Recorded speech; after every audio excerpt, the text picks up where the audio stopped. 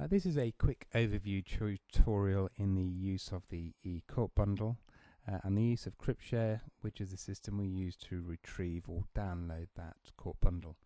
Now, for the purposes of this demonstration is being carried out on a laptop running Windows 7, but the functionality is the same across many other devices. That said, we'll also be completing a number of other videos which show you how it works and the functionality of the eCourt bundle within an iPad and also a mobile phone. Now, you will have also received a secure password, and that would have been received by a secure email or alternatively by mobile phone text. Once you have that, you will then receive from the court an email, and in that email there is a link. As you can see here, there's a particular download link which you are directed to. So what you need to do is you need to click on that link, and that link takes you through to the secure area where you need to enter the password that you were provided, and then click next. And what happens then is that you're taken through to the secure area from where you can recover the documents. It's also important to point out that this is in fact a real-time demonstration of retrieving a bundle. So it'd be interesting to compare obviously to the historical processes of travelling to and from court to collect bundles. So now we've been taken through to the secure area. You'll see that there's two areas: download all files and download files individually. This is where there are a number of documents, but however we're not concerned with that, we're concerned with this area. You'll see here Benjamin Buckley PDF is in fact the court bundle. Now, whilst there is only one document there may be occasions where there is a second document, and what that second document is in fact just an index. The reason we have that is because if there's a party who wishes to print the bundle out rather than rely on an electronic device for the bundle, we've provided them with an index which they can use in conjunction with the bundle. Obviously, if you're using the bundle on a laptop, there is absolutely no need to print out a paper index. So the next stage you need to do is to click on the particular document to download. So we've clicked on it and it brings up this dialog box which is save or open. If you wish to save the bundle to your machine, which means that when you're offline you can access it, you may do so. Alternatively, rather than saving on the machine, you might simply wish to open the document and view it for this session.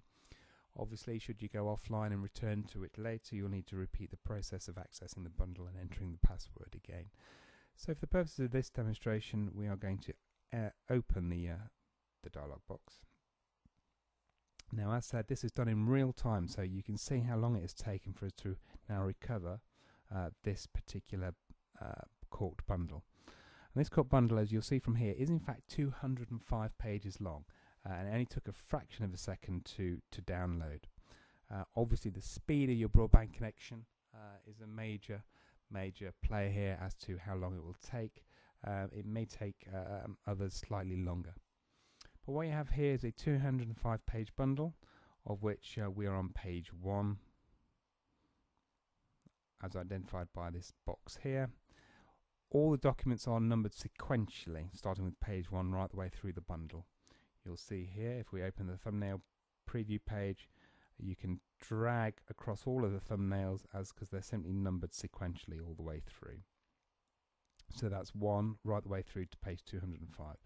So if you want to go immediately to page, let's say for example 205, you just enter that into the box, you press return, and you're immediately taken to the 205th page.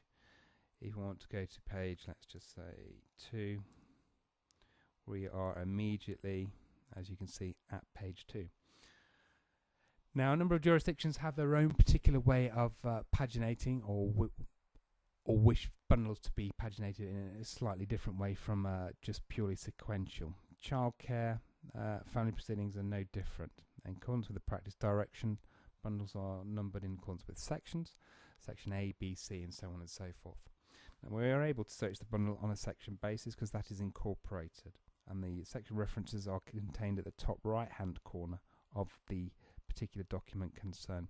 So in this case, you'll see over on the right hand side we have sequential numbers located in the top right. To search for a sequential number, for instance, you just need to press Ctrl and F and it brings up this dialog box at the top. If you enter the section number followed by a dash, and then the page number of the section that you want, in this case A10, and hit return. You're taken immediately through to A10. Again, the speed that takes is just almost instant. Try again. Let's say B10. We'll search for, hit return, and immediately you are taken to page B10.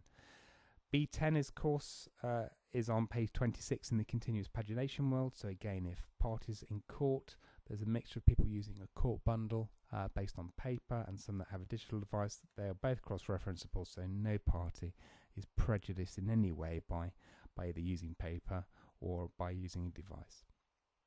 In addition to be able to search for particular documents in that way, the bundle is also bookmarked. And what we mean by that is, if you click on the ribbon to the left, it opens up essentially what is an electronic index.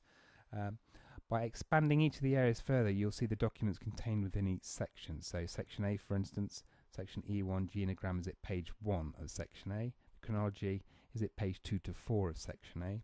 Section B, you've got the C110A document is at page 1 to 22 of section B. But the other useful thing about the electronic index is that by simply clicking on the document, you are immediately taken to the document. And again, if you need to expand it or make it bigger, you can do so. So again, if you want to go to the chronology, page 2 to 4, just simply by clicking on the document, you're taking straight through to the document concerned. Again, if you want to see 10, you're transported immediately through to it, you are there. As we can see that this document is at section B1 of page 17.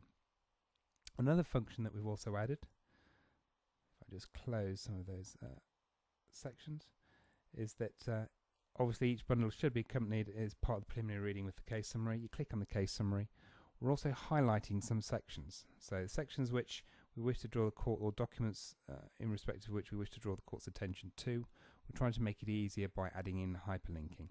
So in this instance, you'll see that there's a statement of Linda Parks, which is actually at section C1.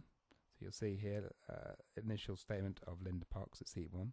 So you can access it that way by going through the bookmark section and clicking on it. Or alternatively, when you're just simply reading the case summary, you can click on the link. And by clicking on the link, you are immediately taken through to the particular statement concerned. And what we've also done is that at the end of each section to which you have been referred, we've also incorporated a back button. So by clicking on the back button, you are transported back to the original case summary, where you can then continue reading on. One final function which we have also added is that we're embedding video. So if there's an interview or a particular interview with a social worker or police that needs to be incorporated, we can embed that into the bundle itself. Provided that the court bundle is being viewed on a desktop or a laptop or Apple Mac, so on and so forth, the video is playable. Unfortunately, it doesn't play on things like tablets or a mobile device at this point in time because the functionality just simply doesn't work. But here, for instance, it's embedded within section H, and you click on it and you're taken through to the video footage. Now the video footage plays, but I probably won't hit play because it won't record very well. But that's more to do with the recording software of this presentation rather than the functionality of it, because that actually works. So that's a quick overview, literally a quick overview of the functionality of the court bundling software and how it works in practice. So now, as you can see, it's incredibly time efficient. In terms of accessing and downloading the document, it took no time at all. Again, that may depend on your particular bandwidth, but even so, I mean, I think these days, even after a number of minutes, the bundle should be downloadable. And finally, of course, cross-referencing, accessing documents is so fast, it means that time can, of course, be spent concentrating on other matters. Okay, and that concludes the presentation, so thank you very much.